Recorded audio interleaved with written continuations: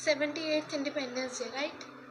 But इसका कोई meaning लग नहीं रहा, तो आज मैंने कुछ लिखा है, चलो सुनते हैं। लोग कहते हैं तुम लड़की हो, लड़कों से ज़रा दूर रहा करो, बड़ी हो रही हो, छोटे कपड़े मत पहना करो, बोलती भी कुछ ज़्यादा ही हो, थोड़ा कम बोला करो लोग, वरना बातें बनाएंगे।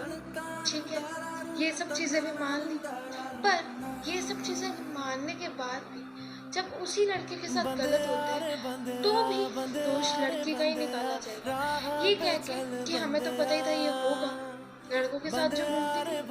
मतलब कहने को तो हम 21वीं सदी में हैं, पर सोच के मामले में हमने 14वीं सदी को भी पार कर दिया। क्या फायदा इस 78वें इंडिपेंडेंस डे का, क्या फायदा उस आज़ादी की लड़ाई का जो इतने साल पहले लड़ी गई थी, जब इतने सालों के बाद भी अपने देश की बेटियां ही अपने देश में नहीं थी। रोजाना न्यूज में कोई ना कोई खबर आती है। अभी कोलकाता में हुआ उस डॉक्टर लेडी के साथ जो अपनी ही ड्यूटी से वापस आई थी, पर उसे नहीं पता था कि उसकी इसी ड्यूटी के वजह से उसको आज ये दिन देखना पड़ेगा। अब मुझे समझ आ रहा है कि क्यों मेरे पेरेंट्स मुझे बाहर नहीं भेजते, क्यों जब मैं उन्हें कहती थी कि मुझे भी किसी बड़ी यूनिवर्सिटी में एडमिशन दिला दो, मुझे कहीं बाहर भेज दो, तो वो मुझे क्यों नहीं भेजते थे। क्योंकि जब मैं खुद ही ये सब न्यूज़ें सुन के डर जाती हूँ तो ना जाने मेरे पेरेंट्स में क्या बीतती होगी, और मेरे पेरेंट्स छोड़ो, उन पेरेंट्स का क्या हाल होता होगा जिनकी बेटियाँ इन सब चीज़ों से निकल चुकी है, इन सब चीज़ों को वो सफ़र कर चुकी है।